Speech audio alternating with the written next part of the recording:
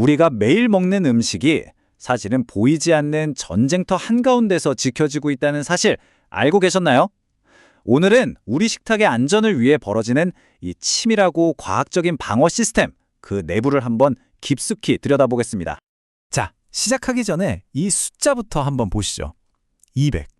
대체 이게 뭘 의미하는 숫자일까요? 바로 바퀴벌레 단 한 마리가 딱 한 달 만에 낳을 수 있는 알의 개수입니다. 정말 어마어마하죠? 이게 그냥 징그러워하고 끝날 문제가 아니라는 겁니다. 이건 우리 건강과 직결된 아주 심각한 생물학적 위협을 막는 것에 대한 이야기거든요. 해충이 진짜 무서운 이유는 얘네들이 바로 위험한 병원균을 옮기는 매개체이기 때문이에요. 쉽게 말해서 온갖 나쁜 균들을 싣고 다니는 병원균 택배기사 같은 역할을 하는 거죠. 우리가 흔히 아는 식중독균은 물론이고 정말 위험한 바이러스까지 못 옮기는 게 없어요. 더 무서운 건 단 몇 마리만 공장 안으로 들어와도 시설 전체가 오염되는 건 정말 시간 문제라는 겁니다. 자, 이 보이지 않는 전쟁에서 이기려면 지피지기면 백전백승이라고 하잖아요. 우리가 상대하는 적들이 생각보다 훨씬 더 똑똑하고 강하다는 사실부터 알아야 합니다. 우리가 상대하는 게 결코 만만한 애들이 아니에요. 곤충들은 태어날 때부터 단단한 외골격이라는 천연 갑옷을 입고 있고요. 쥐 같은 설치류는 포유류잖아요.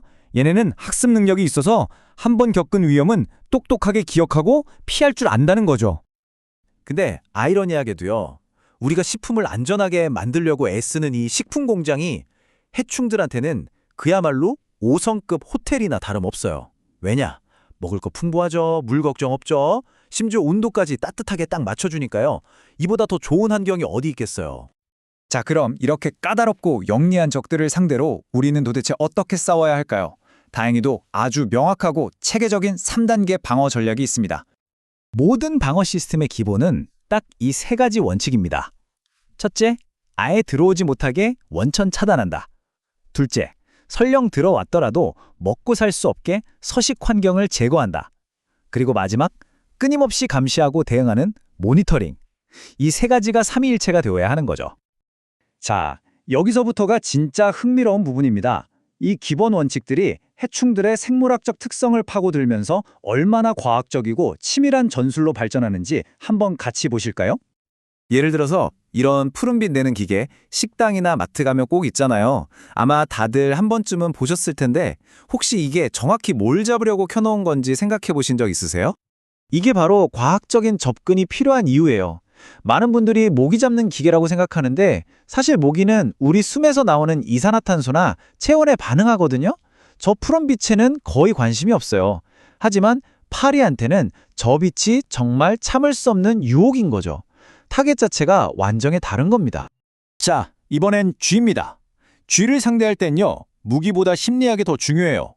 쥐한테는 네오포비아, 우리말로 하면 식물기피증이라는 아주 강력한 본능이 있거든요. 이게 뭐냐면 자기 영역에 무언가 새로운 게 나타나면 그걸 극도로 경계하고 두려워하는 습성이에요. 그래서 쥐덫을 놓을 때 자꾸 위치를 바꾸면 오히려 저거 위험한 거다 하고 쥐한테 알려주는 꼴이 되는 거예요. 그러니까 늘 다니는 길목에 덫을 항상 그 다리에 둬서 저건 원래 있던 거구나 하고 안심하게 만드는 게 핵심입니다. 그리고 미끼, 치즈는 만화에나 나오는 거고요. 실제로는 칼로리가 높은 사료 같은 걸 쓰는 게 훨씬 효과적이라고 해요. 좋습니다. 그럼 이런 과학적인 원칙들이 실제 식품시설에서는 어떻게 물리적으로 구현될까요?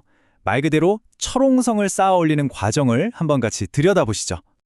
1차 방어선은 건물 밖에서부터 시작됩니다. 일단 해충이 숨을 만한 잡초 같은 건 싹 다 제거하고요. 아주 작은 틈이라도 있으면 전부 막아버리는 거죠. 환풍구나 배관에도 전부 촘촘한 망을 씌워서 원천 봉쇄합니다. 이게 어느 정도냐면요. 쥐는 믿기 힘드시겠지만 딱 100원짜리 동전 크기의 틈만 있어도 자기 몸을 비집고 들어올 수 있습니다. 그러니 아주 작은 틈새 하나도 용납해서는 안 되는 거죠. 자, 이제 안으로 들어와 볼까요?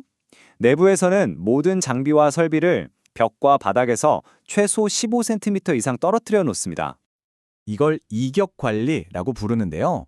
이렇게 공간을 띄워놓으면 습기도 안 차고 구석구석 청소하기가 정말 쉬워져요. 한마디로 해충들이 숨어 지낼 만한 으슥한 공간 자체를 아예 없애버리는 거죠. 아까 말씀드린 서식 환경 제거 원칙의 아주 완벽한 예시라고 할 수 있습니다. 이것뿐만이 아니에요. 바닥은 아예 틈새가 없는 에폭시로 마감해서 세균이 살 곳을 원천 차단하고요. 배수구는 U자 트랩으로 만들어서 해충이 하수관을 타고 역으로 올라오는 걸 막죠. 쓰레기통은 당연히 뚜껑이 있어야 하고요.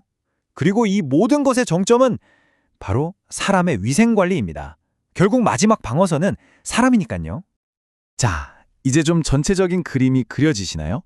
우리가 보기엔 그냥 사소해 보이는 이런 디테일 하나하나가 사실은 전부 유기적으로 연결돼서 보이지 않는 곳에서 우리를 지키는 아주 강력한 과학 시스템을 만들고 있었던 겁니다. 그래서 이제부터 여러분께 새로운 미션을 하나 드릴게요. 다음에 식당이나 마트에 가시면 그냥 지나치지 마시고 위생 탐정에 한번 되어보는 거예요. 출입구에서 바람이 쌩쌩 나오는 에어 커튼은 있는지, 벽에 저 푸른빛 함정이 달려 있는지, 선반들이 벽에서 일부러 떨어져 있는지 한번 주변을 둘러보세요. 그리고 마지막으로 이 질문을 한번 던져보고 싶습니다. 만약 여러분이 자주 가는 바로 그곳에서 오늘 우리가 함께 이야기 나눈 이 보이지 않는 전쟁의 흔적을 단 하나도 발견할 수 없다면 과연 그 안에 있는 음식은 우리는 얼마나 마음 놓고 먹을 수 있을까요?